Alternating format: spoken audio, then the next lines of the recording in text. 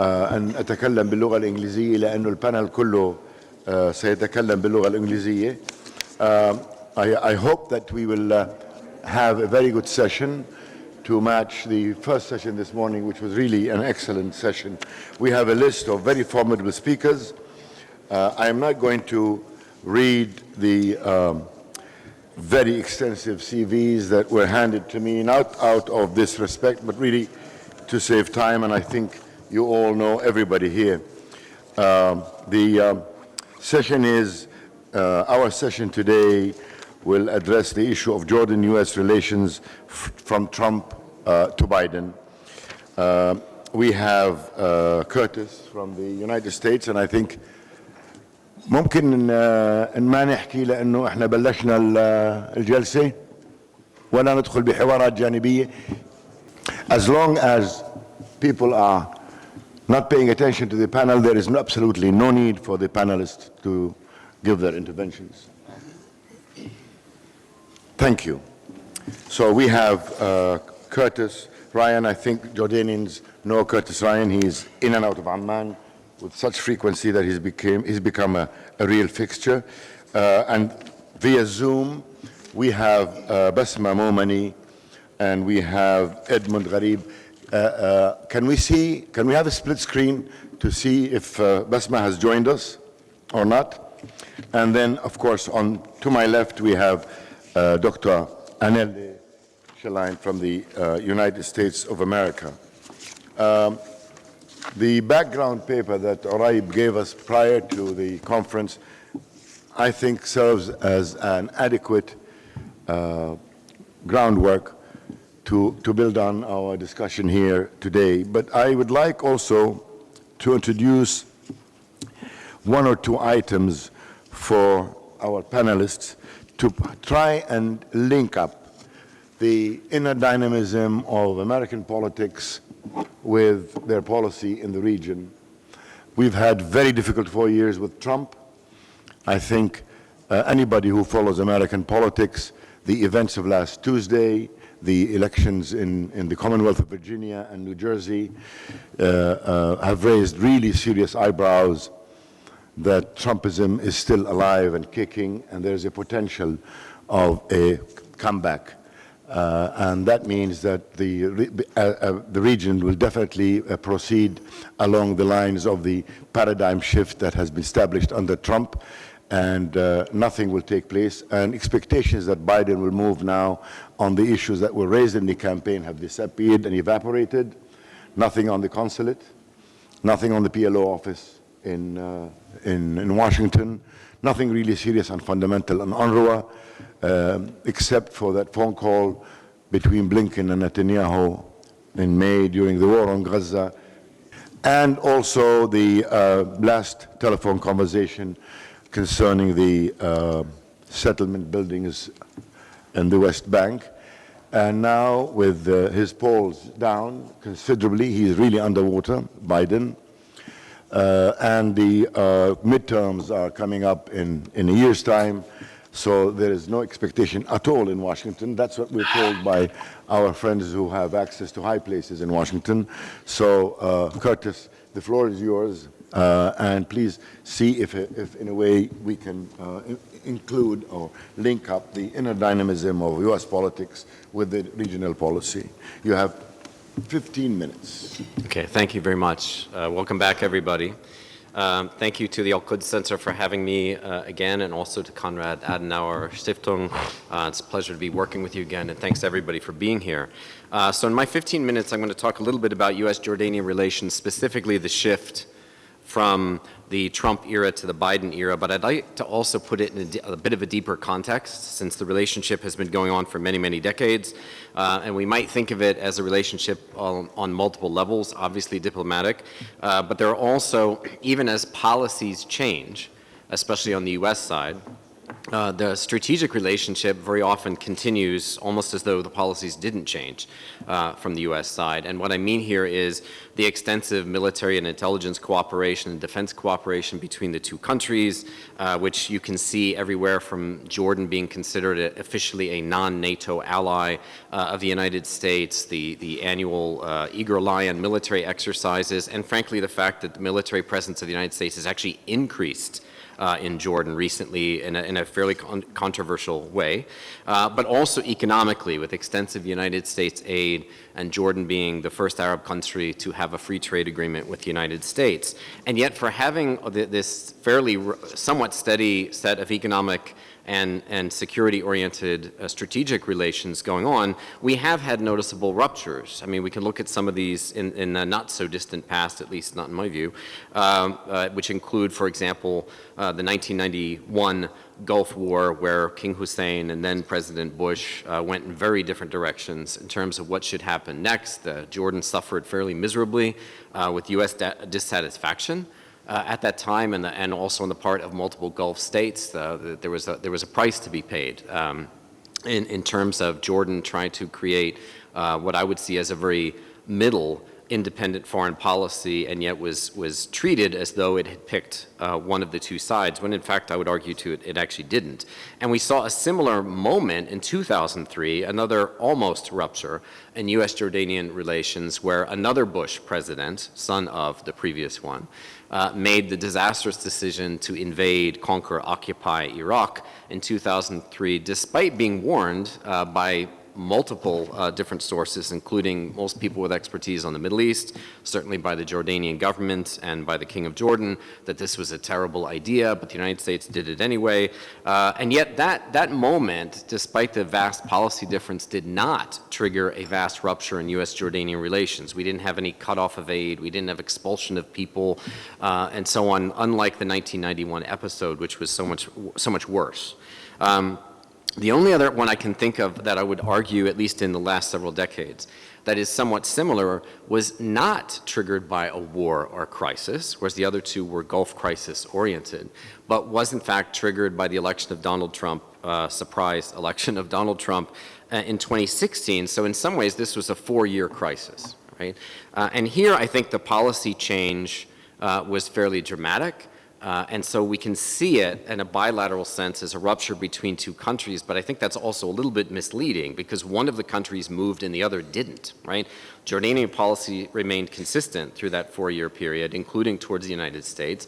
It was the United States policy that changed really, really dramatically, and it included the perception on this side of the water, on this side of the world in Jordan, that Jordan was being marginalized, that was being pushed to the periphery, that it was not being listened to.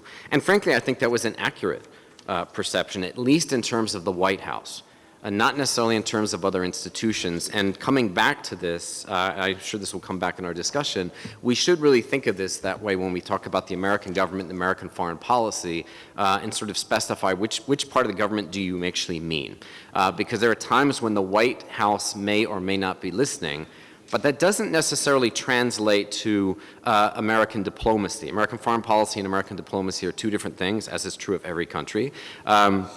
But it doesn't mean that the State Department is not listening, or the Pentagon is not listening, or the intelligence services are not listening, and so on, or the Congress is not listening. So some of these messages, I think, went through, perhaps in an uncomfortable way, over the previous 4 years. And the policy differences, though, it struck me, and this is why I see it as a rupture, were absolutely profound. I mean, Jordan had a series of moments where it opposed. The translation is low down. Oh, no, okay. I'm sorry, I'm from New Jersey. Okay. And we speak very, very quickly there. Okay. So I will now slow down. Okay. It was a crisis, so I spoke quickly. Okay. So now I'm going back to the more calming part of the whole presentation.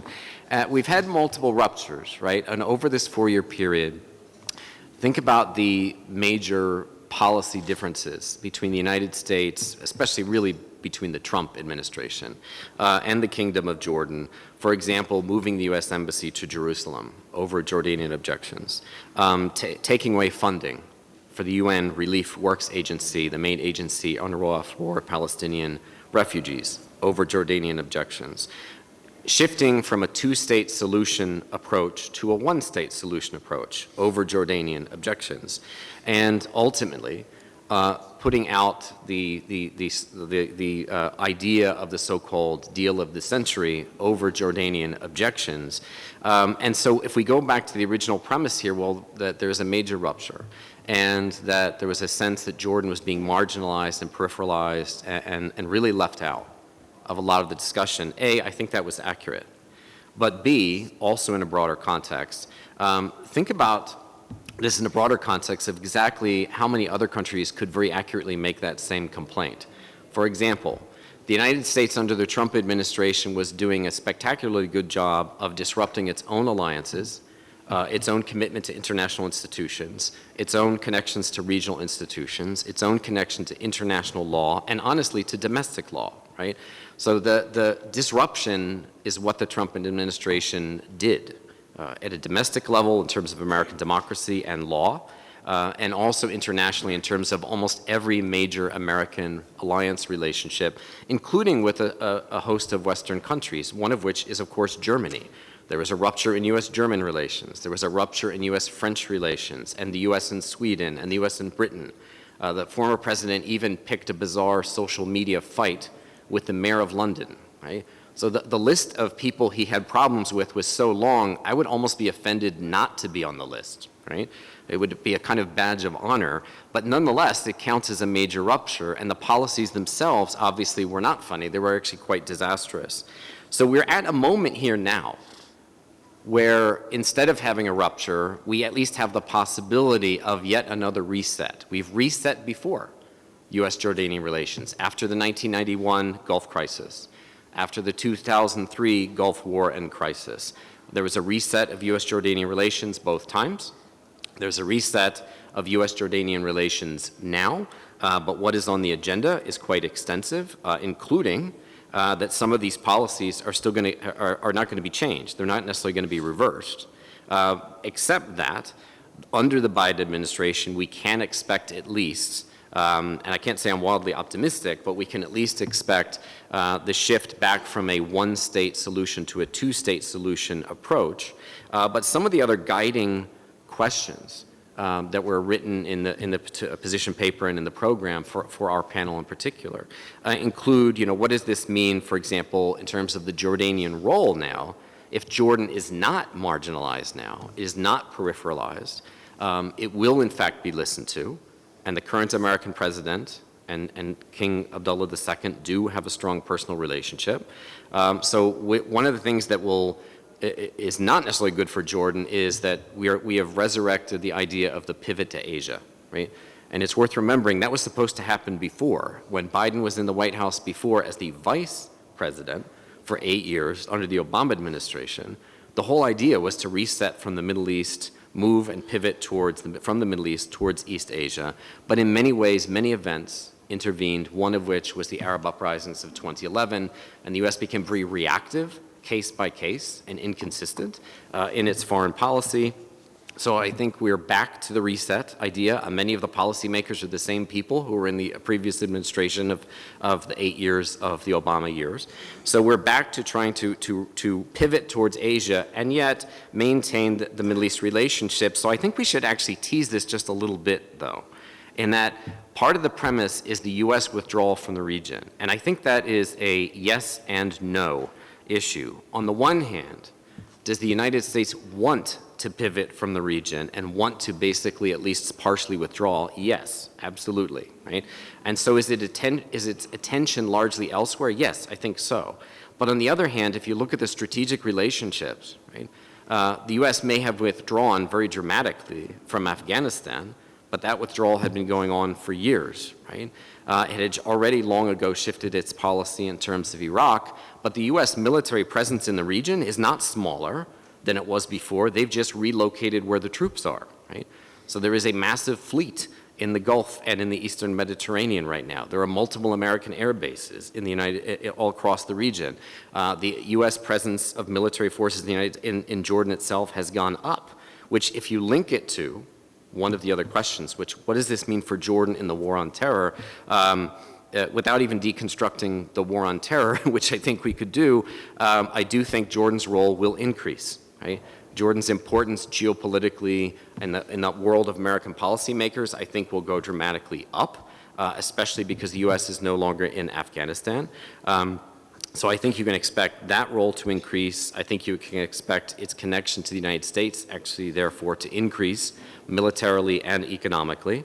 And the last of the kind of framing questions, and then I'll get back to Dr. Mustafa's original question, was the whole, where does the U.S. stand in terms of Jordan and the new Sham or the new Mashriq idea? And I think it depends on which institution we're looking at. I think there's a bit of a mixed reaction on the U.S. side. We have a lot of shifting alliances, as you already know, across the Middle East, but what strikes me as really important about especially the shift in terms of Jordan, Egypt, Iraq growing steadily closer to each other, is that of all the alliances in the region, of all the economic blocs, of all the diplomatic initiatives, there are many that are deeply ideological. There are many that are based on identity politics. There are many that are overtly sectarian.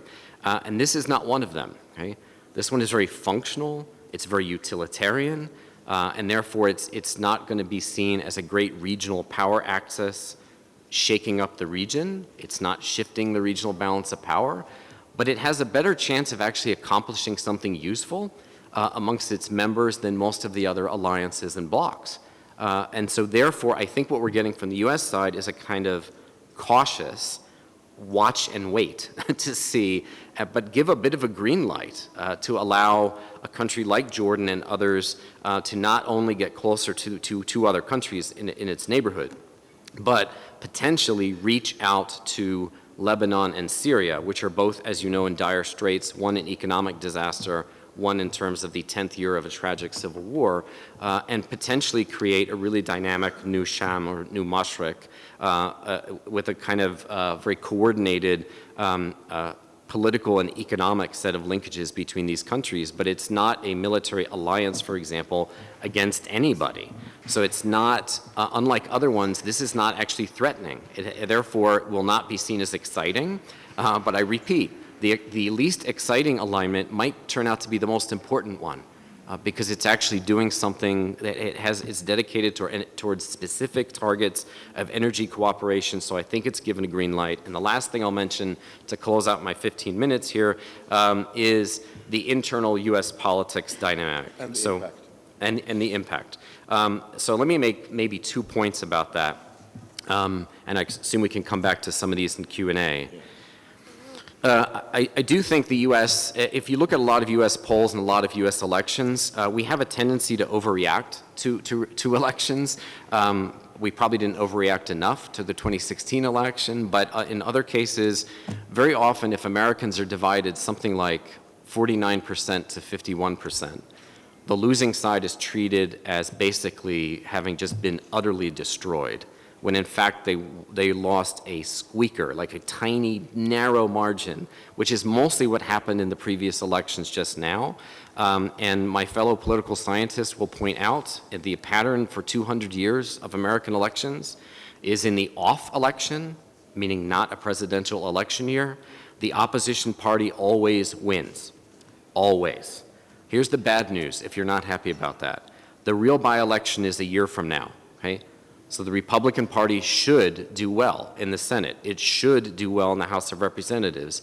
The margin is so narrow that even doing moderately well, it should take the majority in both houses.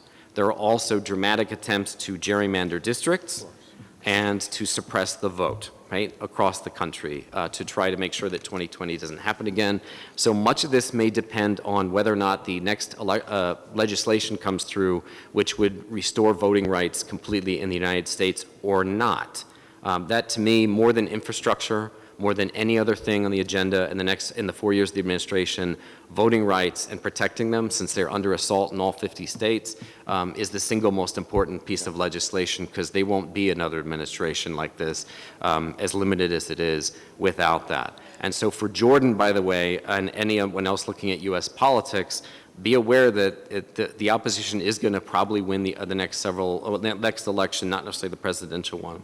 Trumpism, as you said, is definitely alive and well at a grassroots level, even if it's not just Trump personally. So the danger there at home is actually severe. I mean, I'm old enough to remember January 2021, okay, when American democracy almost ended, right? But Americans tend to not have long memories about this. It is the same year, and most people don't seem to even remember that even happened, right? That they see it as a riot happened, but they don't seem to realize we had almost a domestic coup, a non-military coup in the United States that came very close to ending. Right, so there's going to be pressure on the Biden administration from both sides, and it's going to be walking a tightrope because it knows that its majority is razor thin. Thank you. Thank you very much, Curtis. Actually, it is very real, because only as a result of the gerrymandering, 50 Democratic members of Congress are expected to lose the next election. So Trumpism is very alive and real. One footnote, if I may, Curtis, and then we can discuss this later. The Americans have always pressured the Jordanians to follow a two-tier approach to the relationship, the bilateral and the regional. The Jordanians have always resisted under Hussein to split the tracks, because the Palestine question was central to Jordanian foreign policy. After the peace treaty, I think that was split, and the two-tier approach is back now in full force. And what saved the Jordanians under Trump, and by the way, people who meet the king in these small gatherings that he does once or twice a month, tell us that he actually did breathe a tremendous sigh of relief, and he told everybody around him that finally we got rid of Netanyahu and Kushner, because he felt that Netanyahu never lost an opportunity to undermine him and the country. But as you said in your presentation, the king had Congress, the CIA, the Pentagon, and most of the State Department on his side. But another Trump victory would have fundamentally altered this relationship. Now we have Basma Momani. Basma, I introduced you very briefly because you have a very extensive CV. Some of us who follow you on Canadian broadcast or CNN follow you with pride, and we would like to see more of you. You know, you personify the academic, modern political scientist really par excellence.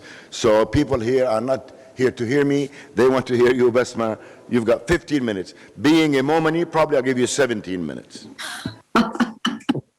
Shukran Islam. Thank you so much, and I wish I could join you in person. I'm afraid my day-to-day duties wouldn't allow me, but I really miss being around you, and hope to see you all soon, inshallah, next summer.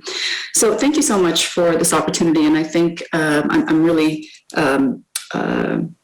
happy to sort of reflect on things. I think the vantage point of being in Canada is a really good one. You know, we had a former prime minister that once said, we are like a mouse sleeping beside the elephant. And it feels that way being in Canada, watching the United States. So not being an American political scientist, but being able to reflect on what it's like to be on the outside, watching this country next door to us, who is vital to our both national and economic and even, I would say, political interests, is a really interesting vantage point. So I hope to bring some of that knowledge to the table. Let me say that I think the United States is highly polarized. Fair to say that this is unprecedented. I mean, I think historians of the United States have always found tensions within the country. Classism is certainly a big issue, race dynamics. But today, what is happening is quite unique in that polarization. In fact, I want to start a trend of, and it's not mine, I should point out, but feel free to use the word sectarianism. please, because we've been watching this word used to the Middle East endlessly. And frankly, the Americans are at that point where there is deep sectarianism in that country. People today do not want to marry their children into those who subscribe to the opposite political party. I mean, if that's not sectarianism, I don't know what is. What we see in the country is very disturbing. I can tell you that I know a lot of colleagues and friends talk about the country seeing that kind of internal division in ways that hadn't existed before. It's a very tense time, and I think people need to recognize what that polarization means for foreign policy in the country. And I see two dynamics. I'm really glad someone said Trumpism is alive and well, because I think if you look at the copycats that are trying to come out of the American political system to replicate Trump's model, it's pretty significant. That on its own should be worrying. But Trumpism as a philosophy of being introverted, of being more focused on internal dynamics as opposed to sort of foreign policy ventures, the idea of disregarding the rules of international liberalism, which I think is a cornerstone of peace and globally. It's not necessarily always work to every country's advantage, but the core principles of rules, the fact that he is quite willing to skirt them for the national interest is troubling. And it does mean that you cannot take the United States for its word. A contract has no meaning anymore in the United States. I mean, just ask the Iranians for that. One can go on and on. I think the point here is that you have to be prepared for that variability within the country. As Curtis rightly noted, certainly there are many, many organs within the U.S., state career diplomats, and certainly even within the national security institutions. There is a great admiration for Jordan's stability and role in the region, but I think those are even shifting as time goes on, particularly when that real desire, internal desire, but from both the right and left, I think this is really important, there is unison here in wanting to shift to a more introverted foreign policy. That does not bode well for Jordan. I mean, I think for a lot of Americans, and one could even argue, it's important. It's finally, high time for the country to stop, in its militarism abroad, in its venturism abroad. So, one has to be a bit sympathetic to those, let's call them peaceniks or introverted folks who do want to see the United States more focused on its dilapidated infrastructure. I mean, with all due respect, as a Canadian visiting the Americans, it is like night and day when you start looking at the infrastructure, the critical infrastructure. The entire country does less and less look like a modern country. I'm going to be blunt here. We always, as Canadians, say you have to make sure you replace your tires once you come back from the U.S. because the roads are potholed, et cetera. I mean, it is pathetic in that way. And so I think there is more and more going to be that kind of internal focus on why are we spending billions and billions of dollars abroad when domestically there is so much to fix and so much to do. And I think that is a healthy conversation for Americans to have, without a doubt. But it does mean that for the Middle East, one has to be very cautious and very much prepared for the reality that pivot away from the Middle East is real. It's not just a slogan. I think it's going to be structural. And I'll point out that when we think about this two-tiered, let's say the progressive and the right wing of the American political spectrum, on the progressive side, which I would say is more the youth vote, and certainly that kind of culture is seeping into into Canada as well, which is focused on identity politics, far more introverted again, focused on, the environment, fixing the environment. I mean, there's no other issue that gets my students, the 20-year-olds, more excited than the environment. In fact, international affairs is boring to them. Environment is the issue that really we should be all focusing on. And that just tells you, it's a testament to how I think this younger generation is thinking about things. No longer are, again, militarism and venturism abroad deemed to be legitimate when you have such crucial issues at home domestically that need to be addressed. I think you'll see this also in pressure on the progressive side of the Democratic Party to reduce arms sales increasingly. Biden tries to have a very progressive stance on things, but is faced with often the very hypocritical perspective of, again, today trying to have this conference of democracies, but yet selling autocratic countries, every weapon imaginable to, stamp out civil liberties. I mean, you couldn't get more hypocritical there. And that, frankly, is something that the progressive wing of the political Democratic Party is just sick and tired of. And I think they're going to win the conversation ultimately. That, of course, does mean that they're far more critical on Israeli policy today. And I think this last, incursion into Gaza and the entire summer events really did highlight how increasingly difficult it is. And I'd say kudos to Palestinian activists who have been really able to bring to the fore the key issues and finally, I think, capture the social media attention in a way that previously was very difficult for them to get. It's now put the spotlight on those so-called progressives. How can you be progressive and talk about identity politics? How can you talk about race? Indigenous issues, which is a real big issue here in Canada, so how we treat our Indigenous peoples. Increasingly, the Palestinians are very much taking that kind of language of race, of indigeneity, and applying it to their context. And it is very difficult for progressive elements of the Democratic Party to be very sympathetic to all those identity issues and still turn around and be hardlined or, let's say, hawkish on the Israeli-Palestinian issue. So I think that is going to be another fracture to watch. Historians will tell you in the Middle East that there are three main issues that have always captured the imagination, let's say, post-Cold War, when it comes to why the Americans are interested in the Middle East. Oil is a big one, of course. It being a transit way, think of the Suez Canal. So for historians, of course, they've always looked at the geopolitics of the region. And terrorism. And I would argue that all three have fundamentally changed. So when you look at oil today, it's no longer the Americans being dependent on international oil supplies. They are now self-sufficient. They are exporting, in fact, which is quite remarkable. We look at the, I think, still long-term, but eventual, so sort of a medium-term, maybe not long-term, but medium-term shift towards renewables and moving away from fossil fuels as the pressure continues to mount.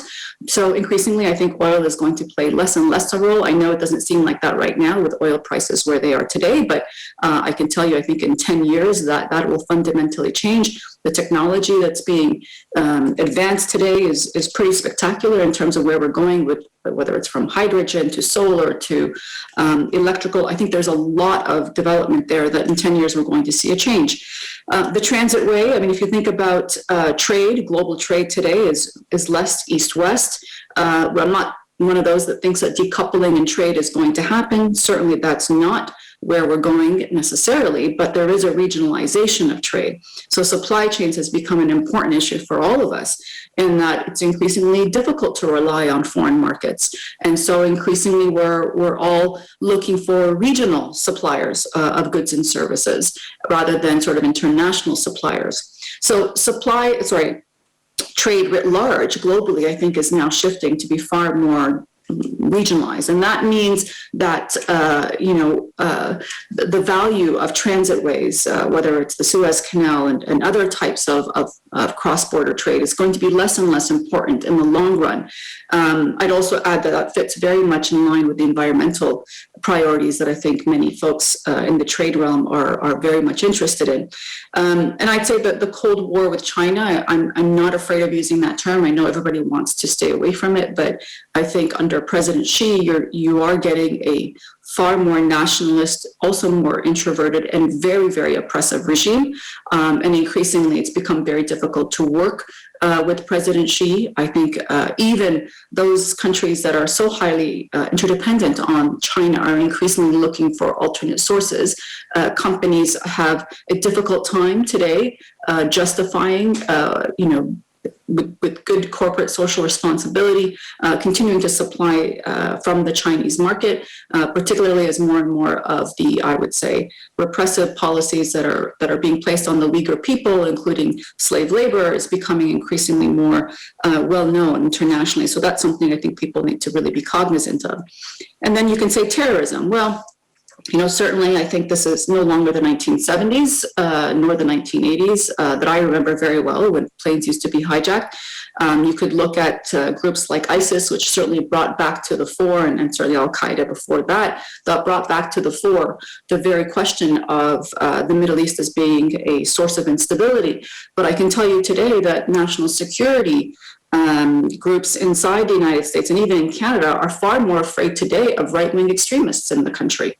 This is a source of instability. And finally, there is a wake-up to the reality that there are many people within the United States, again, internal, of right-wing extremist groups that are very destabilizing to the country. Certainly, we have seen a number of statements come out of the national security architecture that suggest that they're less and less worried about Al-Qaeda, they're less and less worried about ISIS, but they are very much worried about folks inside the country that are indeed, some of which are very much Trump supporters. You now have only the 2-minute Momani slot that I gave you. I will wrap up on that. And lastly, I'll just quickly point out that I think the EU, there's structural changes there too. I think we're all saddened to see Merkel leave. We're looking at Macron diverting more and more towards the right wing. You look at the rise of Hungary and Poland. These are all populist governments that are increasingly far more introverted as well. I guess my point is that everybody's looking at their own backyard, far more interested in what's happening inside their countries. And that introverted nature means that international politics will have to change. The place of the Middle East in that international political dialogue is going to fundamentally change as a consequence. And thank you for your time. Thank you very much, Basma. Thank you. Madam Ambassador, she really is Arab-Canadian, and that was, I discovered that as she spoke, because the way she pronounced out. The Canadians have a very specific way of pronouncing out.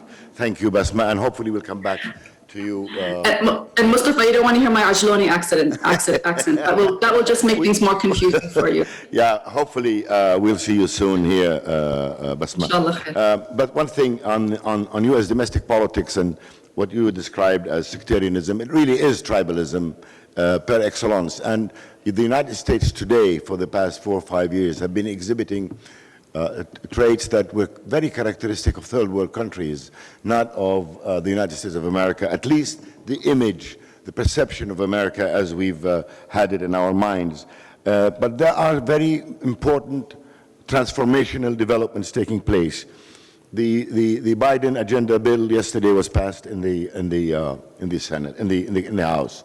Unfortunately, the progressives, the squad led by the great woman Alexandria Ocasio-Cortez, voted against it. I think they should realize now that the danger that Trump represents and Trumpism represents in America, for America and for all of us, calls upon them not to be petty and seek purity, but go really in an attempt to turn the page on Trumpism. 70% of Republicans feel that Biden stole the elections. So that just tells you where do we go from here. There are some hopes because the both Republican candidates in the elections last Tuesday in New Jersey and in Virginia really outperformed Trump in red counties and districts. So we need people like Curtis and you to enlighten us more on this. Now we go to my good friend Edmond, and I hope I don't hurt you by saying you're a good friend, Edmond. We went to school together. Edmond was finishing his dissertation as I joined the history department at Georgetown. So we had the same professors. Edmond and I had the same advisor. We played plenty of tarnib in Washington. And every time, we met Edmond. Edmond always was full of information and very pertinent analysis. We see him all the time now on media outlets as an expert on domestic politics and U.S.-Arab relations. So with that, Edmond, please shoot. You got 13 minutes, 2 minutes less than Bassem. Muted, Edmond. Can somebody help from here? He has to unmute himself. You're muted. اوكي Okay. شكرا مصطفى. يسعدني اود ان اشكر خاصه مركز القدس الأستاذ عريب ومركز أديناور لي الفرصة لألتقي بأصدقاء قدامى مثلك ولأسمع صوتك.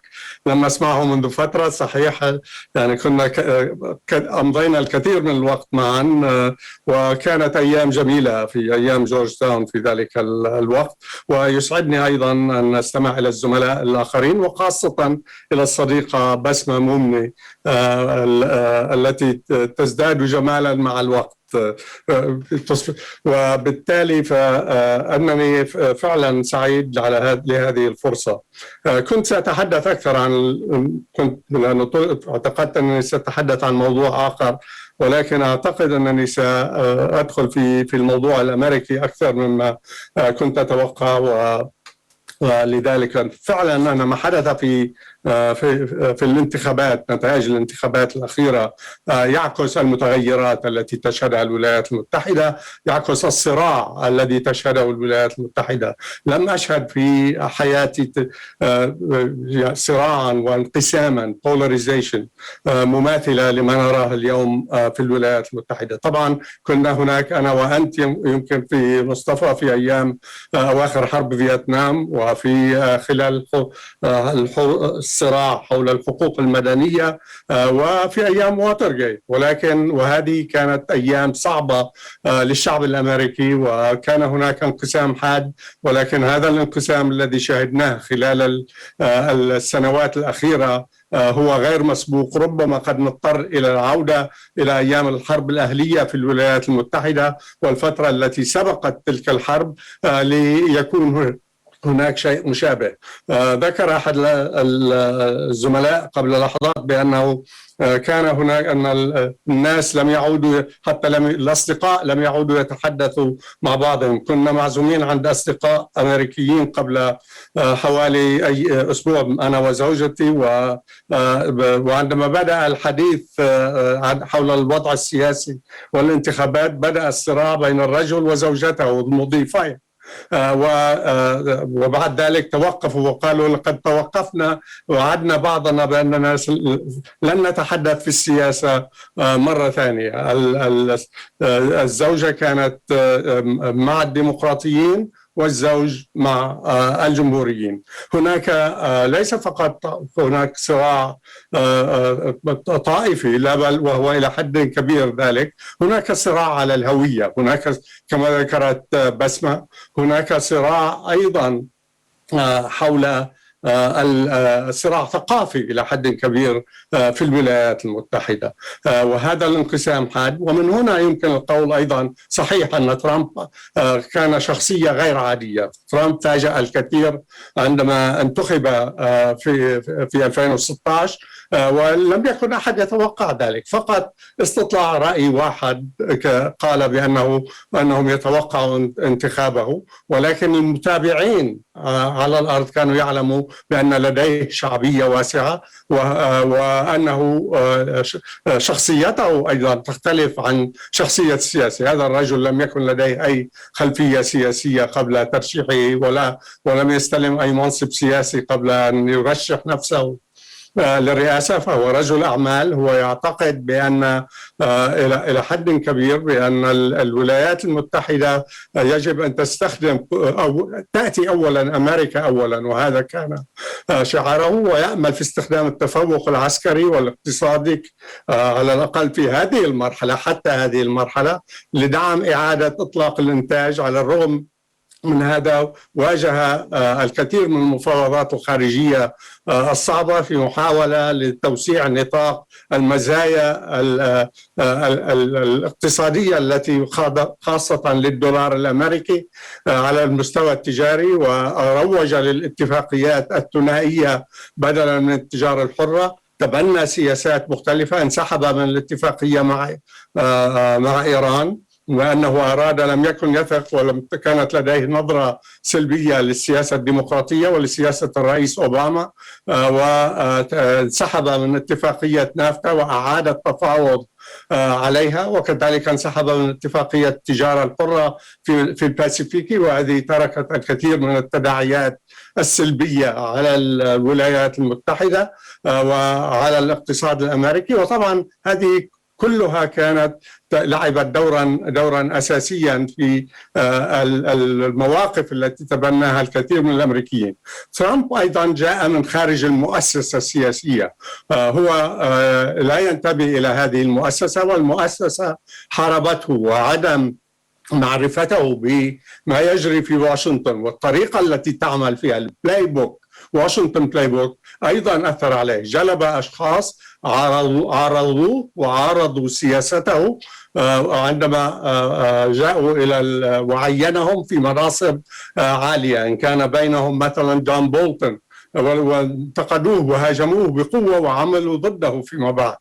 وبالتالي فإن هذه كانت أيضا جهله بما يجري في واشنطن وتهوره أحيانا وربما تبني سياسة إلى حد ما يمكن وصفها بالبلطجة. وبالتالي فهو كان يعتقد بأن الولايات المتحدة هي الدولة التي يجب أن تقود العالم، وكان لديه نظرة سلبية تجاه الدول الأخرى. ولكن مشكلته الأخرى أنه كان يغير رأيه بين اليوم والثاني، يقول شيء اليوم ويفعل عكسه تماما.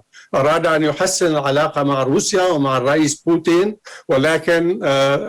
ولكنه قام بفرض أقصى عقوبات على روسيا، طرد عشرات الدبلوماسيين الروس من الولايات المتحدة، أغلق القنصليتين الروسيتين في الولايات المتحدة، وجاءت طبعا كانت هناك ردود روسية.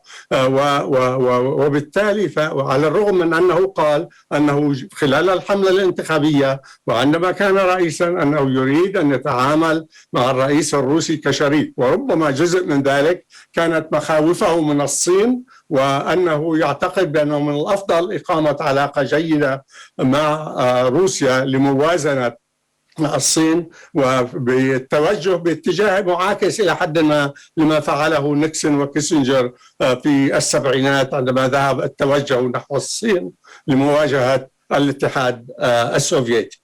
وكل هذه الأمور فعلا تركت آثار سلبية، ولكنه في نفس الوقت كان له شعبية. لماذا الشعبية؟ لأنه عبر عن آراء قسم كبير من الأمريكيين، كسب أصوات عدد كبير من المواطنين الأمريكيين من الطبقة الوسطى والطبقة العمالية التي كانت تصوت للديمقراطيين، لأنهم وصلوا إلى قناعة بأن واشنطن لم تعد تمثلهم، واشنطن لم تعد تصغي إلى آرائهم، وأنها تفرض عليهم الكثير من الأمور دون أن تأخذ آرائهم بعين الاعتبار. وهذا ما حدث مؤخرا، وكان وراء مثلا الانتصار الجمهوري في ولاية فيرجينيا، حيث أن كثير بعض الديمقراطيين وحتى الأقليات التي كانت تعارض ترامب وسياساته صوتوا للمرشح الجمهوري،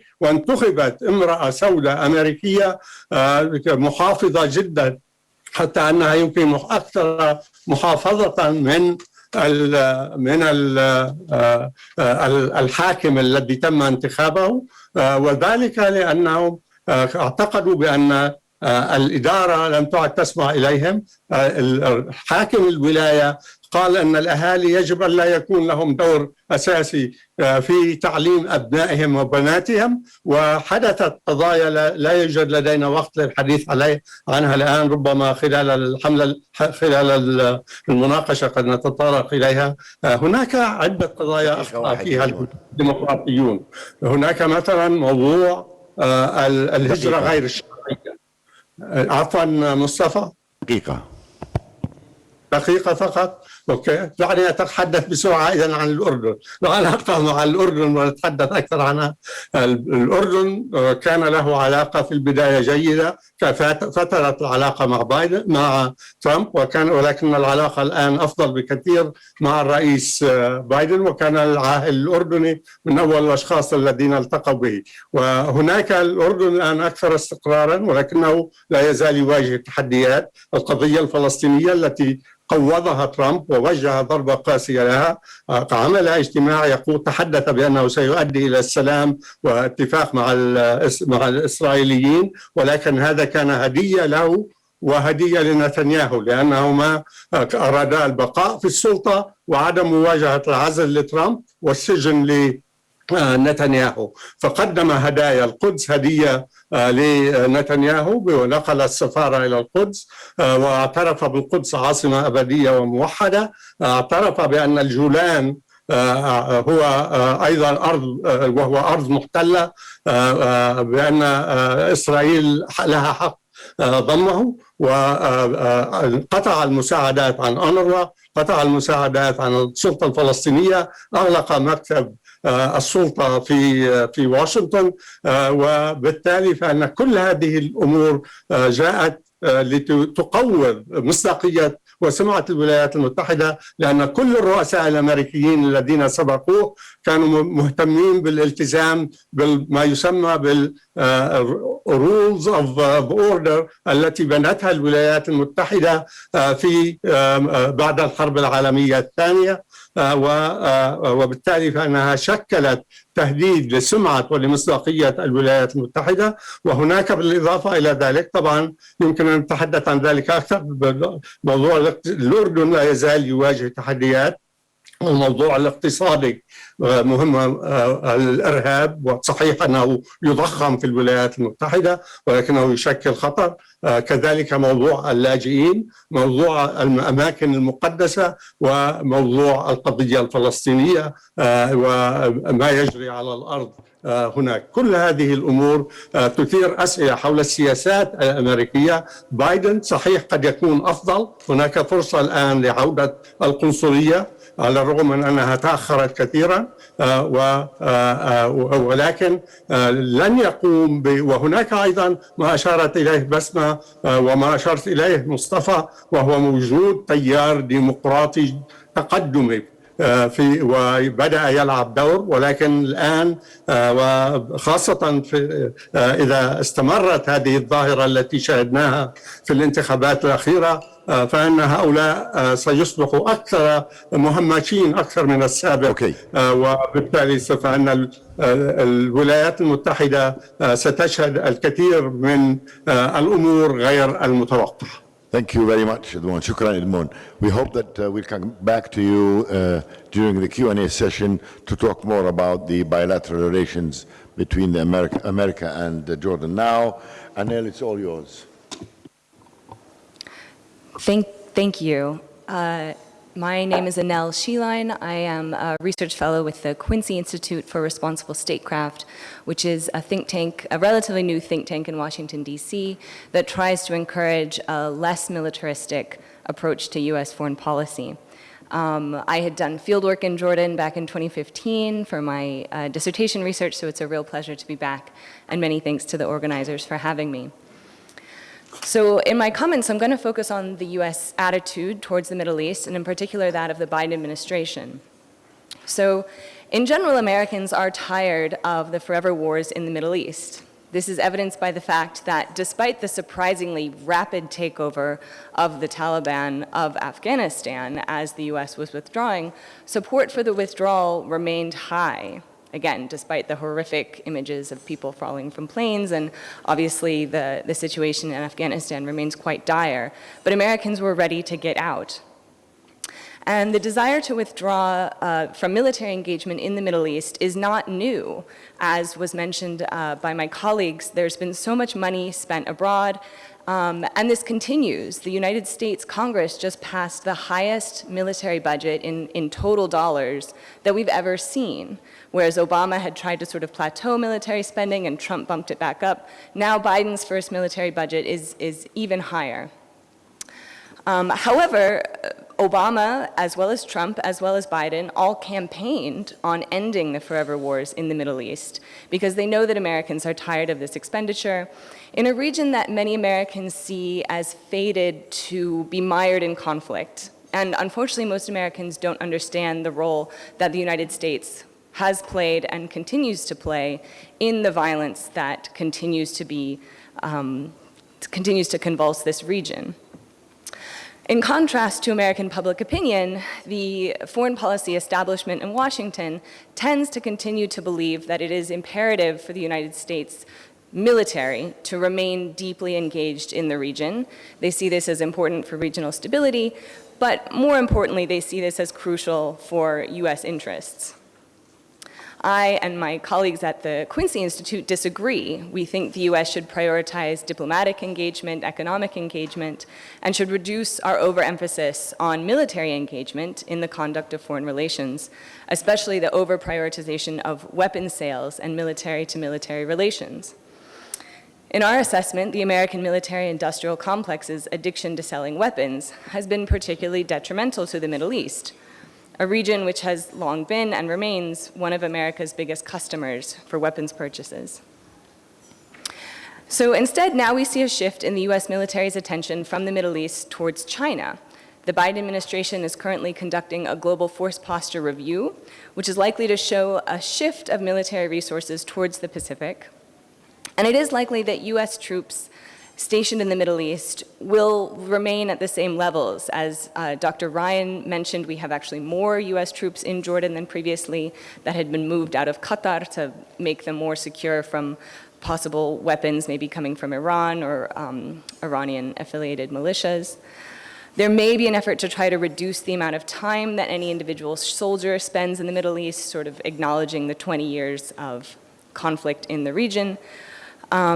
But in general, we're not likely to see much of a drawdown. However, we do see this perception that the United States is less involved in the region, less committed to the region, and we see regional actors shifting accordingly. So the US recently acknowledged the 20th anniversary of 9/11, and 2 decades on, the overwhelming emphasis on jihadi terrorism has been largely replaced by fear-mongering about China's military ambitions. Arguably, this could be an opportunity for the US to reassess our approach to the region, to shift away from military sales and away from counterterrorism, and instead focus on arguably more important issues. And in terms of Jordan, the US has long taken this relationship for granted. The relationship with Israel and with Saudi Arabia has always been considered more important, and unfortunately this has not changed under Biden.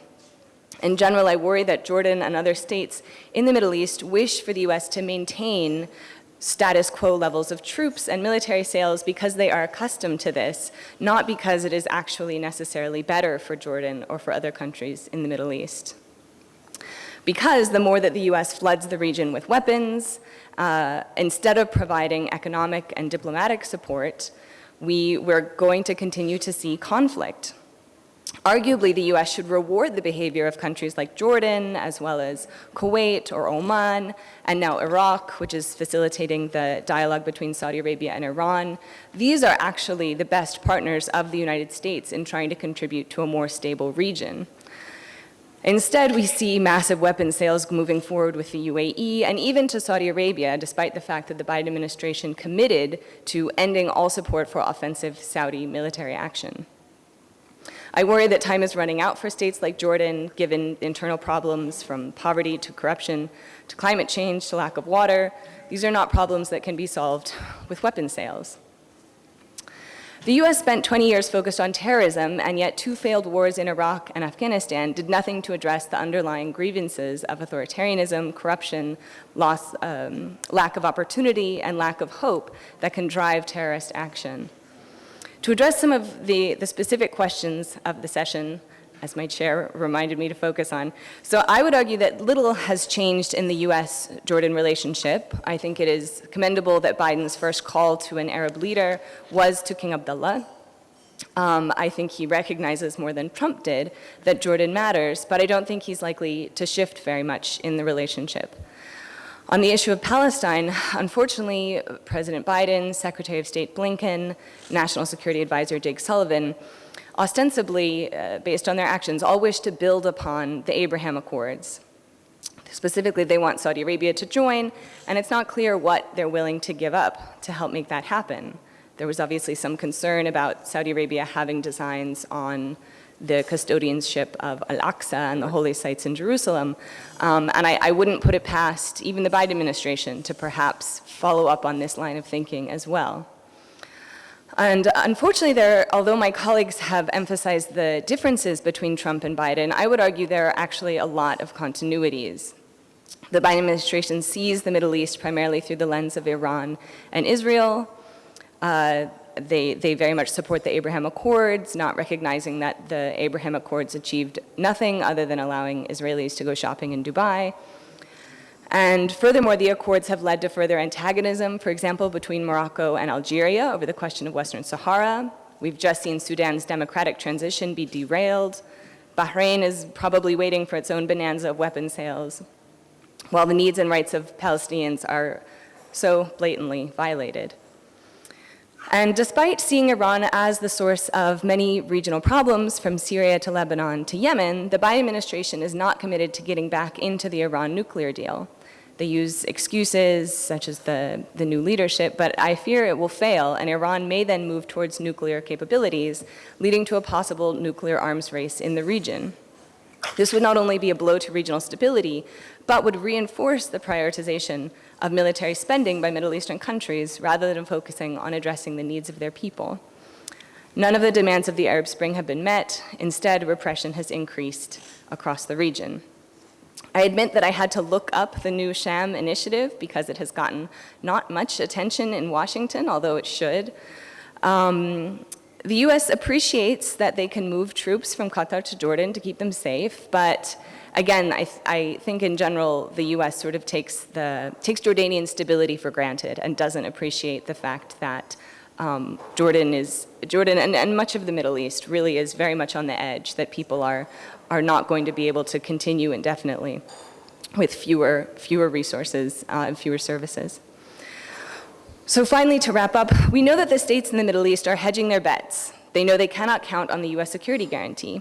We see states strengthening relations with China. Even Israel is doing this over U.S. objections.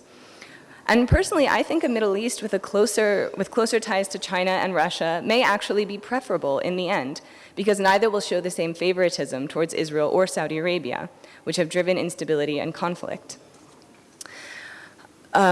Just some final thoughts on what my colleagues have said. So again, I would say that Trump made explicit certain American attitudes and policies that were previously unspoken, but things like the lack of respect for international law is not something that is new. The U.S. has consistently resisted signing or taking part in anything that might constrain U.S. sovereignty, and international law has suffered as a result.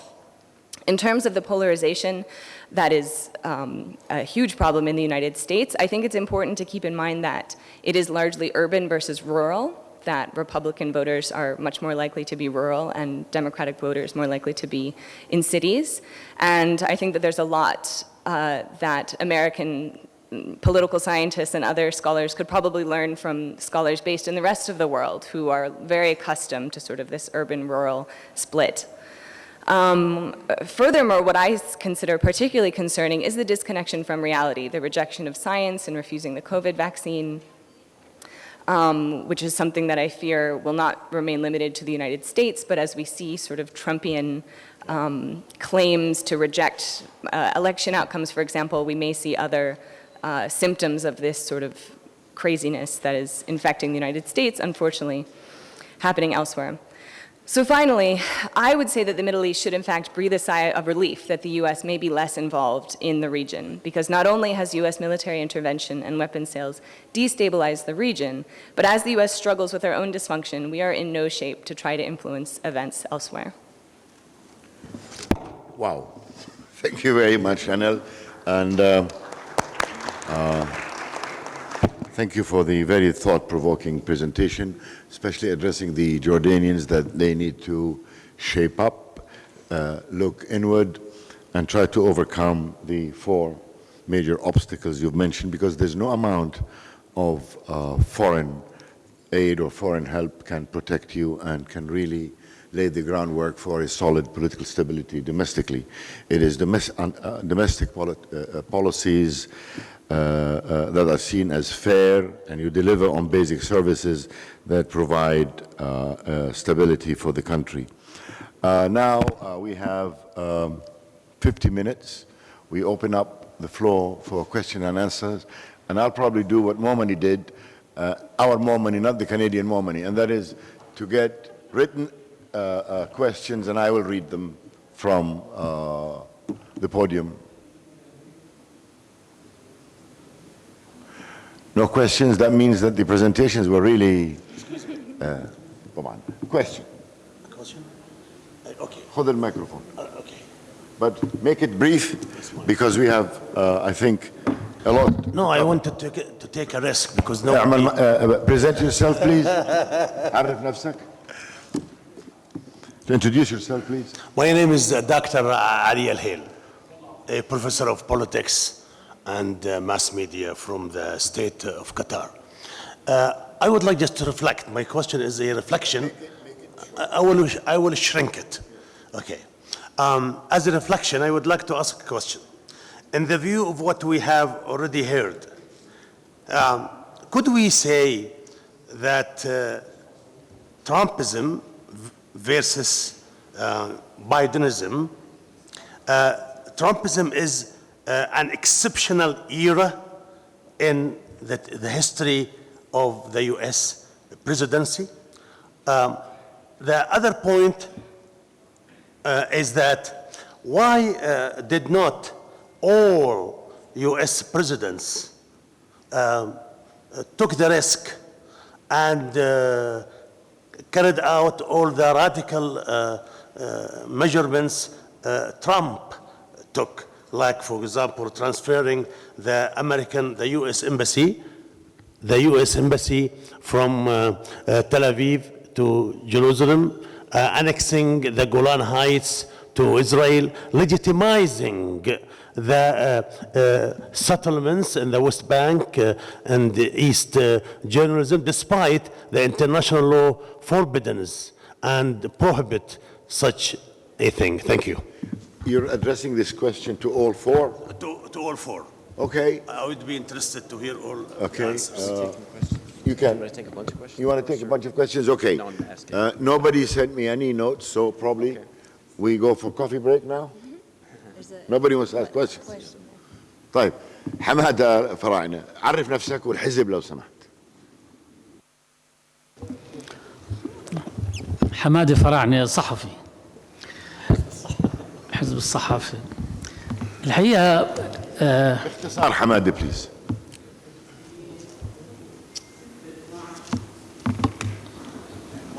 حمادة فراعنة، أنا كاتب صحفي.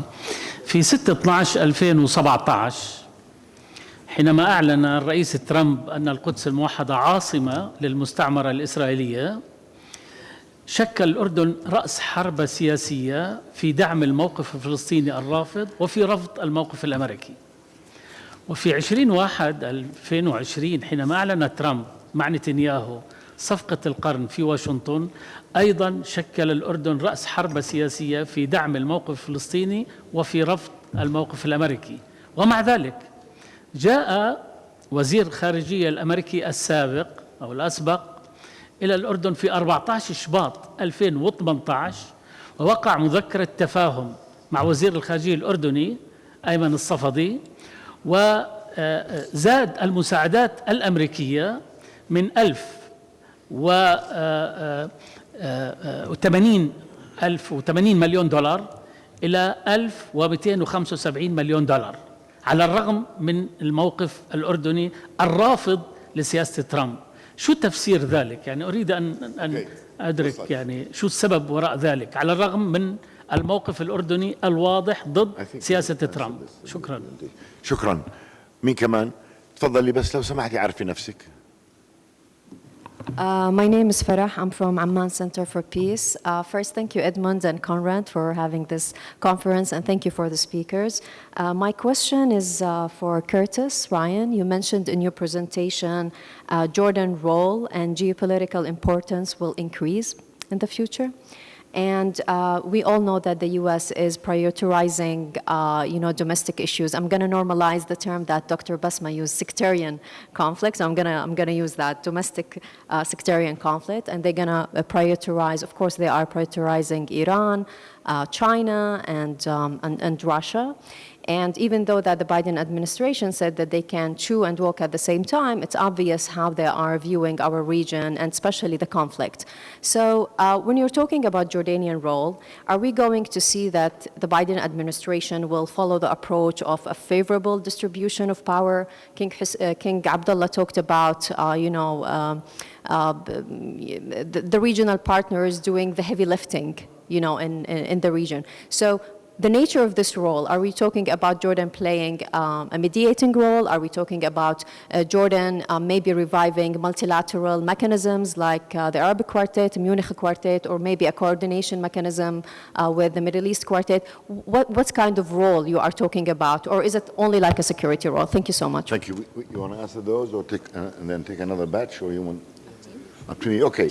We start now with Anel if you want, and then Ryan, Curtis, Basma, and Edmond. Tfadl. Go ahead, please. Thanks. So I'll go back to the first question about whether Trumpism is exceptional. I think in certain ways, clearly it is. He, as was mentioned, why didn't other presidents move the embassy from Tel Aviv to Jerusalem? And I think the answer to that is because the U.S. was trying to maintain this sort of fiction of not being wholly on the side of Israel, but kind of trying to pretend that they could be a neutral arbiter there, although clearly they never have been. We never have been. And so to that extent, I do think that Trump was exceptional in making U.S. preferences quite explicit. But unfortunately, on the other hand, I do think that Trump was making explicit certain preferences and certain ideas that have long characterized American policy preferences. And increasingly, as we do see, as my colleagues had mentioned, sort of this shift in many countries to focusing perhaps less on international engagement and more on domestic concerns, I expect that this is likely to continue, not just if Trump comes back, but from copycat Trumps as well as from the Democrats. I didn't quite catch the question from our journalist friend. Why did they increase U.S. aid despite Jordan's political stand in opposition to صفقة الخان? Why did the Trump administration increase? Yes, when Pompeo came in February 2018, they signed a memorandum increasing the foreign aid. I mean, I think to answer that question, I think even Trump recognized that Jordan is important and the stability of Jordan is important. And that, knowing Trump being who he was, it's possible that there was some kind of something that Jordan agreed to or said that they would be in favor of, and so Trump then gave this in reaction. I'll stop there. That's it. Go ahead. Okay, thank you. Thanks for some very good questions. In terms of the exceptionalism question, Trumpism versus Bidenism, and we've heard what's similar and what's different here on this panel, which I think is really useful. I do think there are some similarities and continuities, as Anel pointed out, which I think is a really good point. There are aspects that are exceptional, but I don't think exceptional in the sense of the first time ever. Trumpism, to me, is channeling an earlier movement which has made its appearance over the years in the United States. It just never got to the White House before. So if you want to look at a former presidential candidate, George Wallace would be the one to look up. That was a right-wing, white nationalist movement that failed, but it has always been a subcurrent of right-wing politics in the United States. The difference now is it's not a subcurrent. It has been mainstreamed. They have mainstream political shows. The Tucker Carlson show is basically white power hour every single night and mainstream primetime TV. Sean Hannity, etc. It's the majority of one of our political parties. And the reason I think you should think of that as alarming is we already only have two significant political parties in the United States. We can't honestly say we have two committed to democracy. Right? One of them is actively undermining voting rights. The other is trying to extend them. So while I do agree that we should use these terms, sectarianism to describe the United States and tribalism to describe the United States, one of the things we might add as a little asterisk, though, as a qualifier, is that when we think of sects and tribes and so on, they have similarities. That's actually not the case this time. One side of our political fence is increasingly narrow and is less and less informed, right-wing, white people. So the racial card is very important here.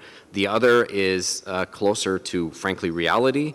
It doesn't have the same dysfunctionalism in that sense, but it's literally everybody else in the entire system. So it's diverse by class, by ethnicity, by race, by religion. And so in that sense, it does sound tribal in terms of our polarization and sectarian in terms of our polarization. I think that's absolutely valid.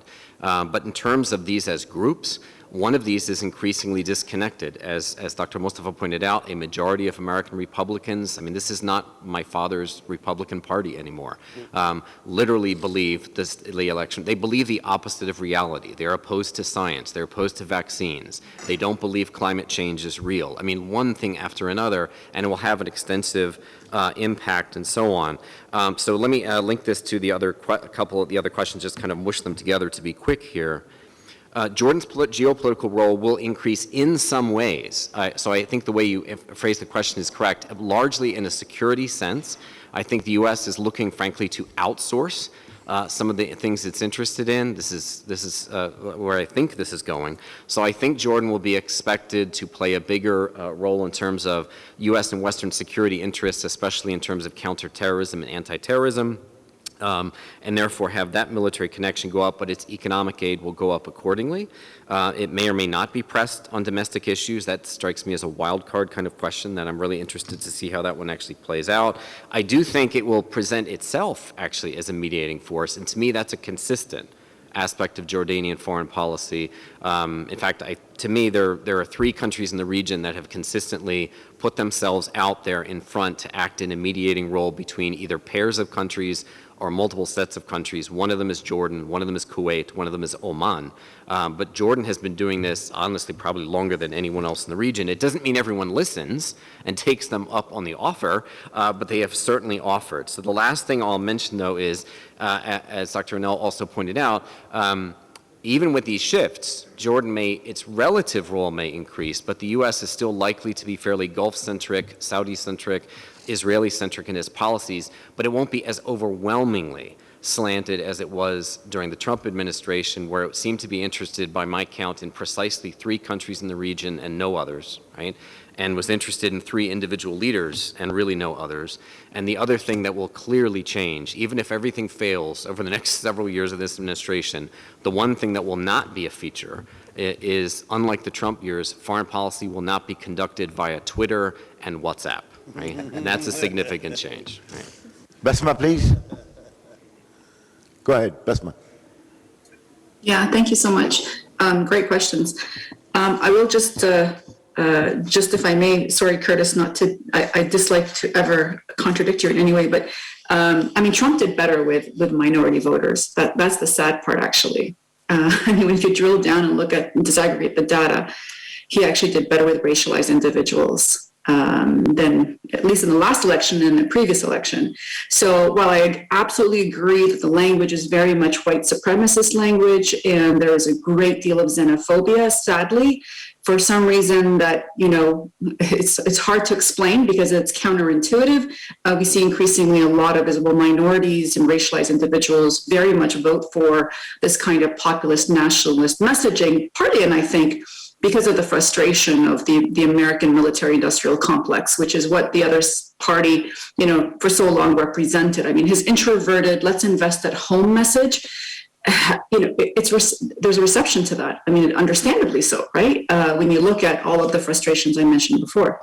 To the previous question about why did money to Jordan increase at the same time while the Trump administration was at least in some way hostile in some way to Jordanian leadership, I would say is just that you cannot take the United States as a unitary actor.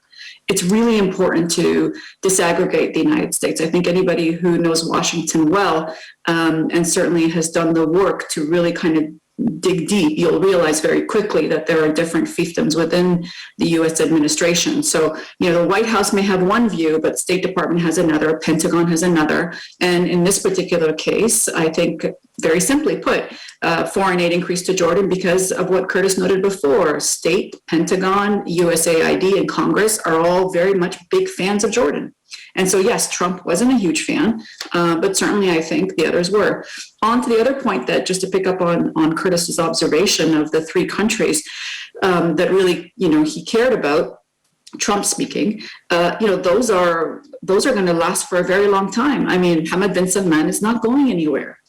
So, like, this is a challenge, right? I mean, the next Republican administration that comes into power, I think, will go back to its usual ways, or its Trumpian ways of personalizing politics, finding a very odd and weird, sort of alliance with those folks, mostly because of a pro-Israel, anti-Iran stance. There's no love lost from Mohammed bin Salman. I mean, forget the Kushner, MBS kind of infatuation, if there was one, but the reality is, at the end of the day, these are hard, right-wing, almost religious zealots that are in the Trump party that do see very much in the biblical sense, Israel sort of fulfilling a prophecy. And so Iran is against that. And certainly I think they look at it very much as a necessary alliance with Saudi Arabia to stem Iran's rise and to preserve Israel. And that really is a big, I think, factor. I'll leave it there. Thank you.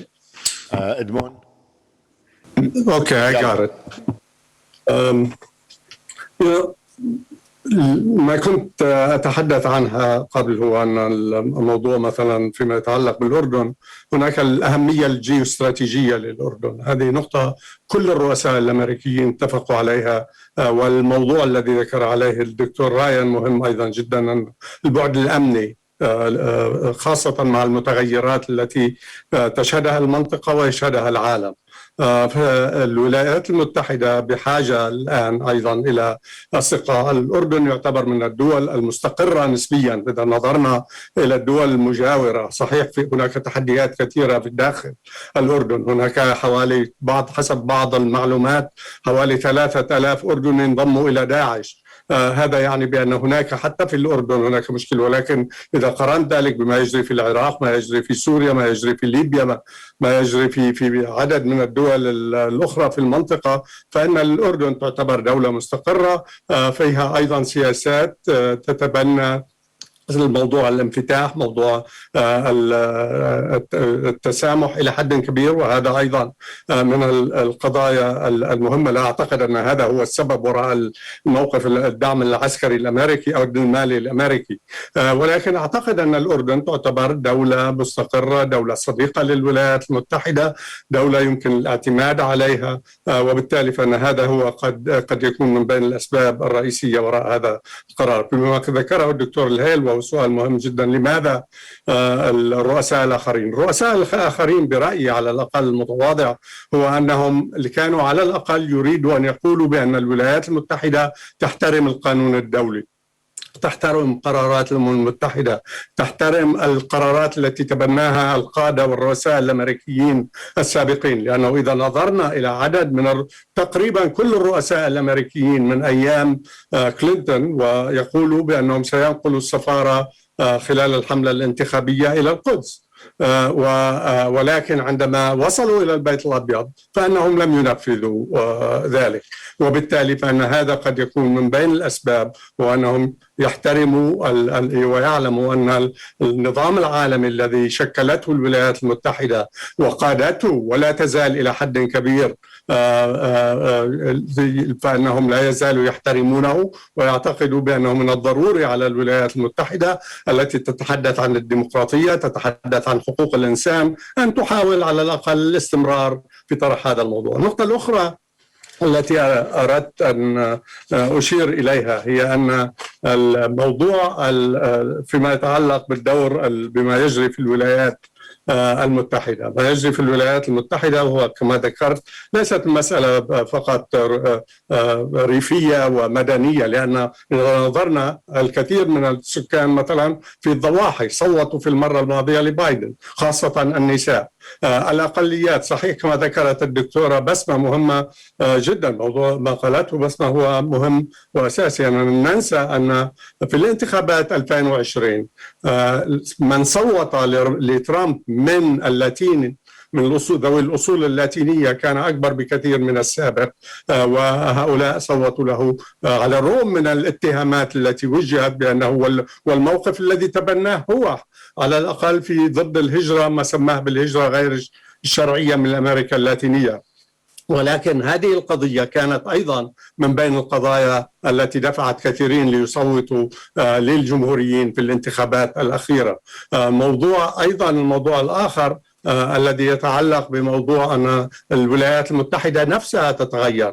نرى دور كبير الآن لما أسميه بشركة الذي سماه في السابق الرئيس ايزنهاور المركب العسكري الصناعي، وحذر منه في خطابه الأخير إلى الشعب الأمريكي بأن هذا يشكل خطر على الديمقراطية الأمريكية. هذا المركب العسكري الصناعي الذي أضيف إليه، وبدأت أضيف إليه هذه العبارة منذ فترة، منذ عدة سنوات، المركب العسكري الصناعي التقني الإعلامي يلعب دور أساسي. هناك مؤسسة في الولايات المتحدة، وإلى حد ما كما هذه المؤسسة تشمل ديمقراطيين وجمهوريين فيما يتعلق برؤيتهم للمصلحة الأمريكية. هذه المؤسسة هي التي صوتت للحروب بلا نهاية التي طالب ترامب بإنهائها، ولم يفعل ذلك، فشل ولم يحاول حتى أحيانا، بل أنه استمر بالتدخل رغم أنه قال كان هو وراء القرار الانسحاب من أفغانستان. قال أنه لن يتدخل في سوريا، لا حاجة للتدخل ولا مصلحة للولايات المتحدة للتدخل، ولكن نرى الجمهوريين والديمقراطيين لا يزالوا في سوريا. رأينا الحرب الكارثية في العراق التي كلفت على الأقل 5 إلى 6 تريليونات من الدولارات حسب دراسة قدمتها الدكتورة ليندا بيلمز والدكتور جوزيف ستيغليتس، وهذا أعلى بكثير مما يقوله المسؤولون الأمريكيون. لا بل أن تكاليف الحرب على الإرهاب، الحرب في ليبيا، الحرب في العراق، الحرب في سوريا، كلفت حوالي 8 إلى 9 تريليون دولار. وبالتالي هذه أرقام تأتي من بعض أفضل الخبراء الاقتصاديين الأمريكيين. إذن هذه أيضا نقطة مهمة، وشكرا. شكرا. ناخذ وجبة ثانية. لا، في الأخ اللي على الطرف. The gentleman at the head table, you were the first to ask for a question. يعني شكرا دكتور. أنا بدي للدكتور أدمون، بس بدي أصل يعني أذكر مش أنت اللي على راس الطاولة. بطلت بدك؟ أوكي تفضل، بس عرف نفسك لو سمحت. الدكتور راكز من مركز الدراسات الاستراتيجية بجامعة أردنية. الدكتور آدمون قال إنه في 3000 أردني انضموا لداعش، يعني منظمين في داعش. أنا بدي بس أذكر إنه ال 3000 هذول مؤيدين لداعش وليسوا منظمين مع داعش، يعني حسب الاستطلاعات. المنظمين بداعش من الأردنيين هم ما بين 700 إلى 1000 شخص. بس هي حبيت أصلح هاي النقطة. شكرا. دكتور محمد مصالح. شكرا سيد الرئيس. برضه سؤالي للدكتور إدمون. الحقيقة تحدثت بما فيه الكفاية عن ترامب، وعانت المنطقة بما فيها الأردن ما عانت من هذه السياسة. ترامب الآن ينتظر الانتخابات القادمة، فهل تعتقد أن الحزب الجمهوري سيعطيه فرصة، أو على الأقل هذا التوجه اللي تبنته إدارة ترامب سيصبح جزء من استراتيجية الجمهوريين تجاه الشرق الأوسط وانحيازهم الكامل إلى إسرائيل؟ شكرا جزيلا.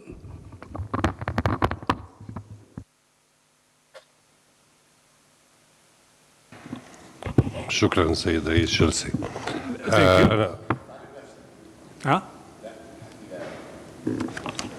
أنا سمير العيطم وسأتحدث عن سوريا بالغد. أنا أشكر المتحدثين. I will talk in English. I thank you very much for what you have said about the American internal politics and the relation to Jordan. But maybe what is more interesting is another perspective. We are here 10 years after, quote, the Arab Spring, and somebody was talking about management of conflicts. If you look at from another side, say Lebanon today, the things are going worse even if you look at from Iraq, are going worse. So I didn't hear a lot about the perspective how, from an American point of view, or people in the American politics, looks at the things in a geopolitical thing. My friend Edmond Gharib talked about the geopolitical position of Jordan, but this is a too strong word. I'm not talking about China, but at least in the region. In the region today, we have 4 powers: Turkey, Iran, Israel, we talked about Israel earlier, and the rising Gulf, who is less, let's say, keen with the Arab countries than before, who is today making wars in Yemen, making wars in Libya, making wars and other things in different sides. So how important is Jordan for American politics still in a world which is changing perspective from a local, regional geopolitical way?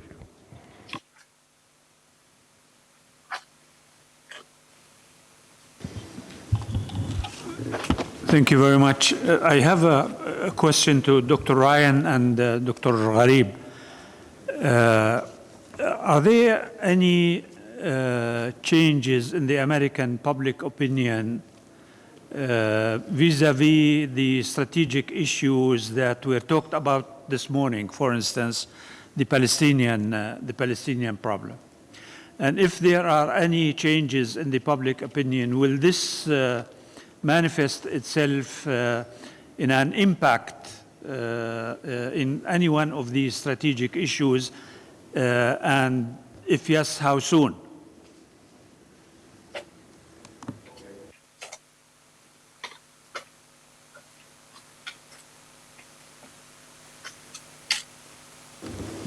Okay, I'm going to address 2 of the questions specifically.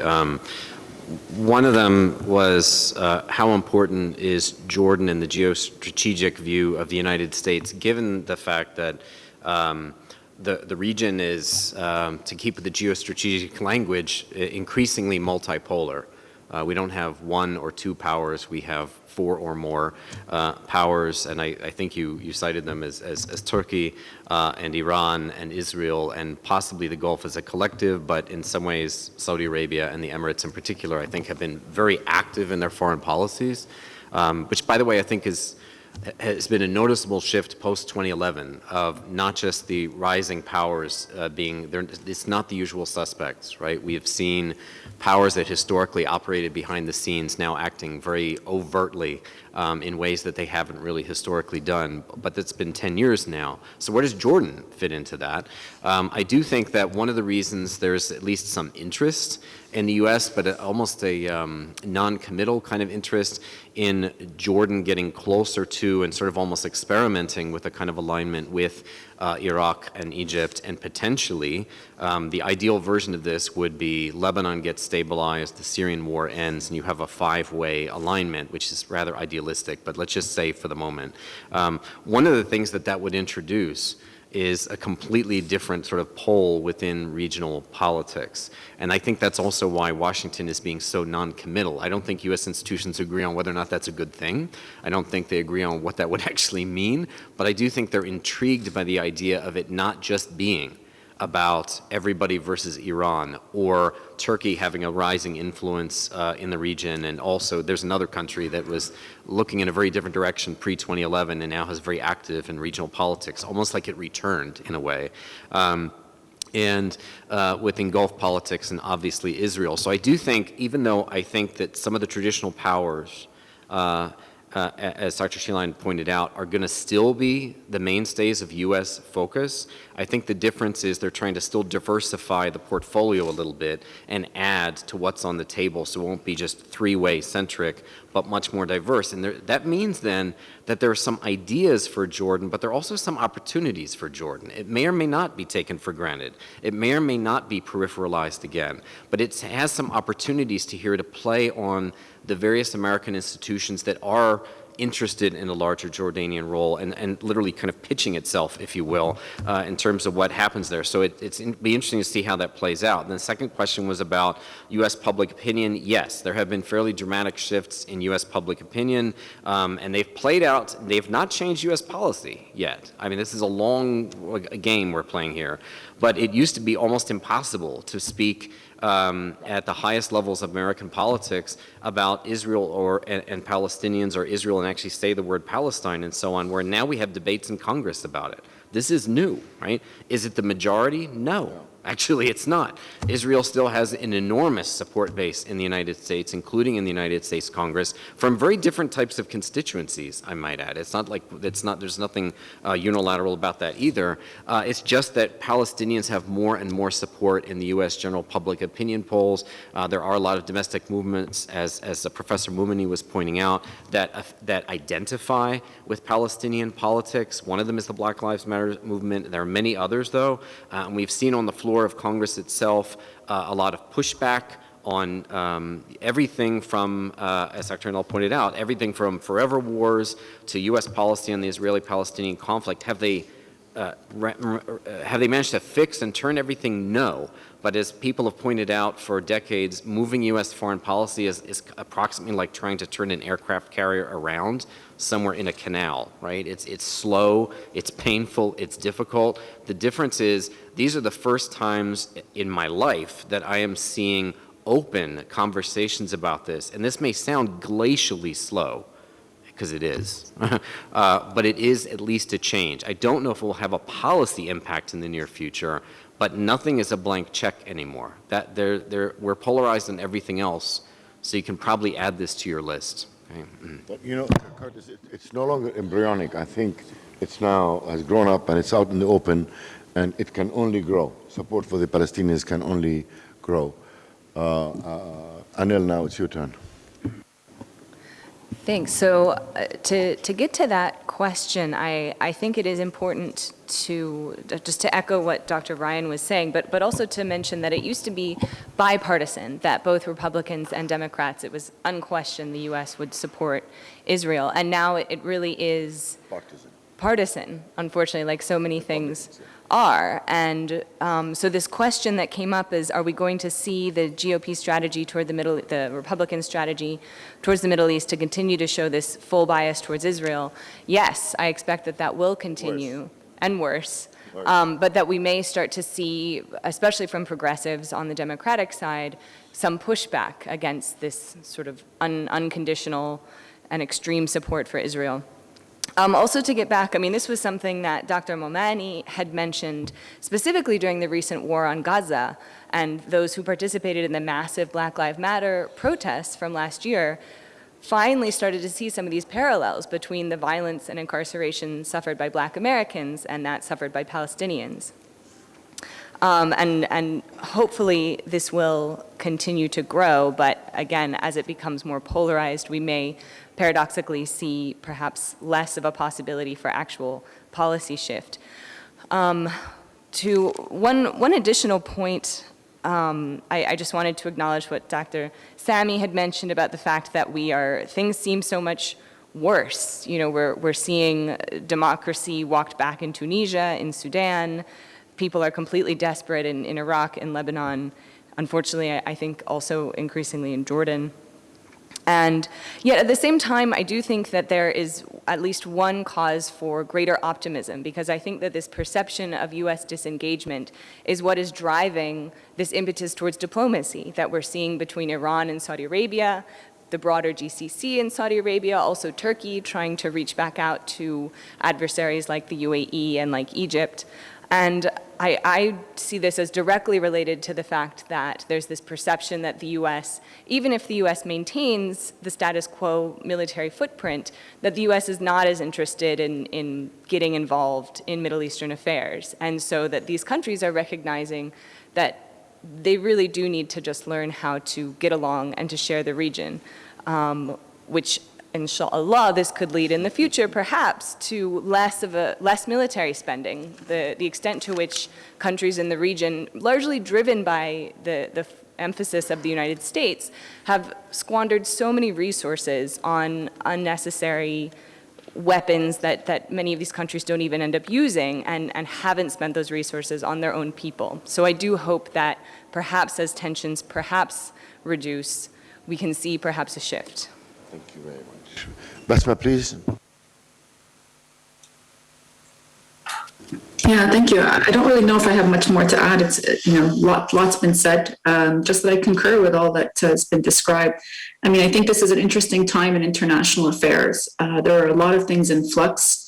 And, the old rule book, many of the folks around the room are political scientists, and I think international relations as a field of study is undergoing an enormous earthquake in how we understand things. And that happens every time there is shifting global powers. The United States, I think, over time will be declining as a global power. China is rising as a global power.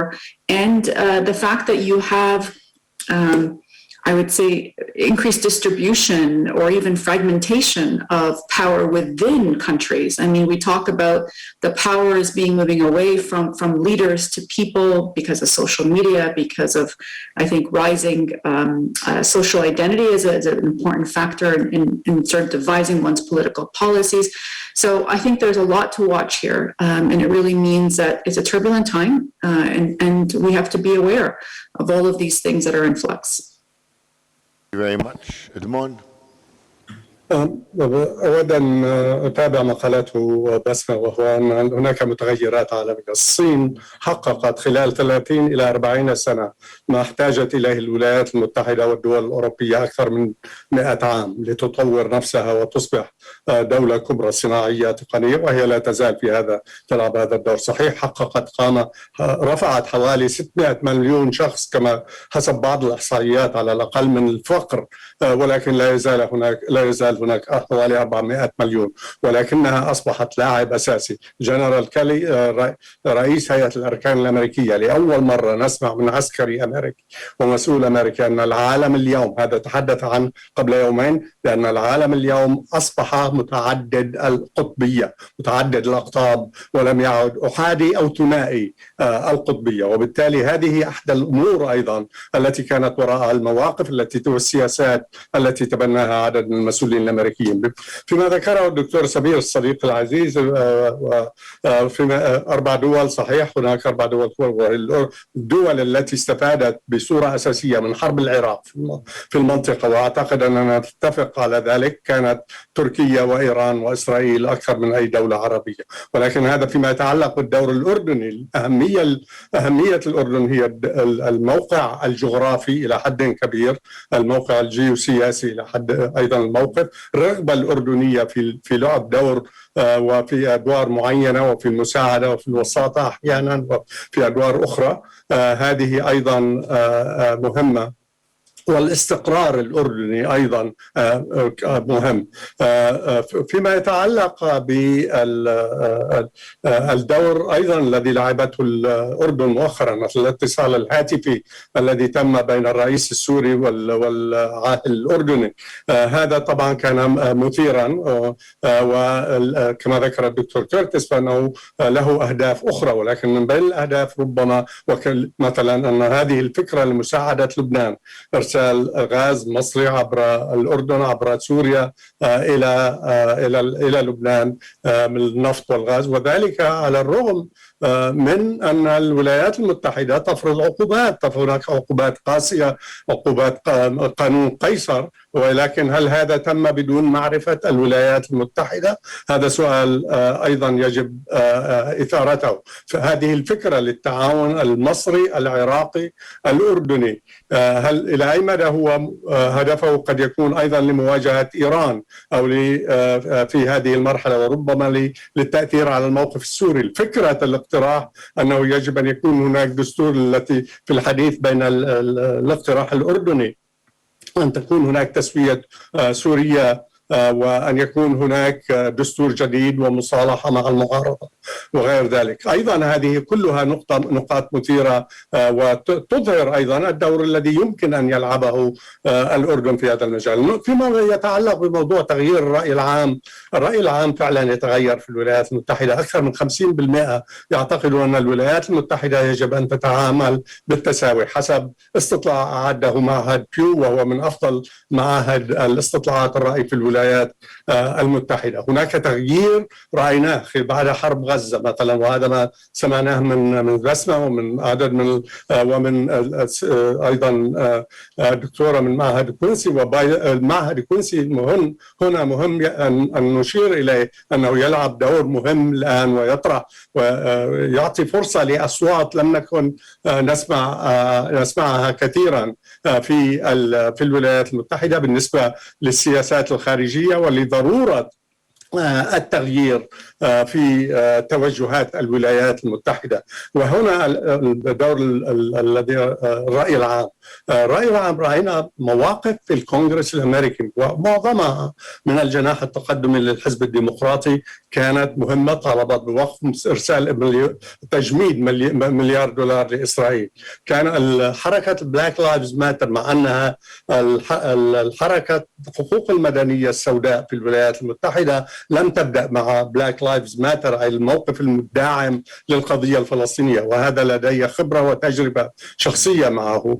ومثلا أردت أن أنشر كتاب أنا مع صديقي المرحوم الدكتور نصير عروري لأشعار المقاومة الفلسطينية. ذهبنا إلى 12 دار نشر في الولايات المتحدة وكلها رفضت نشر هذه الأشعار، ولكن من نشرها نشرتها درامن سبير بريس، وهي دار نشر للأفارقة الأمريكيين تركز على القضايا الأفارقة الأمريكيين والقضايا الأفريقية. وبالتالي فإن الدور حركة سنيك بعد حرب 67 لعبت دورا أساسيا ودفعت ثمنا باهظا لدعمها للقضايا الفلسطينية. إذن على الأقل في أوساط الأفارقة الأمريكيين كان هناك دور مهم لهؤلاء، وهذا سيعود إلى عقود. ولكن هناك متغيرات. طبعا ما قالته بلاك لايفز ماتر كان مهما. وصفت إسرائيل بأنها دولة استعمار عنصري، ستيتلر كولونيال ستيتلر ستيت، وهذا غير عادي. ما رأيناه هذه المرة ولأول مرة منظمات أسيوية للآسيويين الأمريكيين تعاطفوا مع القضية الفلسطينية وعبروا عن أصواتهم في وسائل الإعلام وفي اتصالات مع الكونغرس. اللاتينوز أو الهسبانيك، يعرفوا بالهسبانيكس، أيضا لعبوا هذا الدور المهم. ومن هنا هذه المتغيرات في الرأي العام. الرأي العام الأمريكي الآن يختلف، حتى أنه في أوساط المسيحيين الإنجيليين اللي وهو اليمين المسيحي الذين يدعموا إسرائيل بقوة لتفسيراتهم بسبب تفسيرات دينية لهم. هؤلاء بين الشباب نرى الآن حسب أحد استطلاعات الرأي 30% من الشباب الإنجيليين غيروا مواقفهم. وهناك حركة BDS مقاطعة إسرائيل المستوطنات الإسرائيلية في عدد من الجامعات التي فيها نسبة كبيرة من الطلاب اليهود الأمريكيين الذين أيضا تعاطفوا وصوتوا لدعم هذه الحركة، على الرغم من مواقف أحيانا الإدارات الجامعة. ورأينا ذلك في جامعة بارنارد مثلا في نيويورك، وهي جامعة كلية معروفة شقيقة كلية جامعة كولومبيا، يوجد فيها عدد كبير من الطلاب اليهود الذين صوتوا لصالح الBDS، وفي جامعة جورج واشنطن أيضا. وبالتالي هناك تغير في أوساط الشباب في الولايات المتحدة، وهذا على المدى البعيد سيكون له دور. الجمهوريين صحيح أغلبيتهم من الصقور ويدعم بعضهم المحافظين الجدد، ولكن هناك تيار جمهوري أيضا يختلف عن هذا الموقف. والليبرتاريانز في الولايات المتحدة أيضا لهم، وهم محافظين بالنسبة لبعض القضايا والليبراليين بالنسبة لقضايا أخرى، يلعبوا دور مهم الآن أيضا في هذا الاتجاه. ونقطة أخيرة أن الجمهوريون في الأساس كانوا هم أكثر تعاطفا وتفهما للقضية الفلسطينية والقضايا العربية قبل بروز المحافظين الجدد. شكرا دكتور ادمون. الواقع الجمهوريين قلبوا مع ريغان، ونحن كنا تحت الانطباع الدائم بأن الجمهوريين سيكونوا مع القضايا العربية بسبب أنهم رجال أعمال ويبيعوا أسلحة ويستثمروا في دول مثل السعودية ودول الخليج. بالنهاية thank you very much. I would like to thank our four panelists for very powerful, insightful and enlightening interventions. We'll see you tomorrow, two of you, and I hope to see Basma and Edmond sometime soon in Amman. نشكر الحضور الكرام على الأسئلة الحيوية التي قدموها and thank you so much. ونلتقي صباح الغد وشكرا. أي صباح الغد؟ لسه في جلسة يا مصطفى؟ والله شو بدك نروح؟ في قهوة، بعد القهوة في جلسة. طيب شكرا مصطفى، شكرا كيرتس، شكرا أنيلا، شكرا إدموند وبسمة، شكرا لكم جميعا. نص ساعة استراحة وفي عنا جلسة الأردن والاتحاد الأوروبي.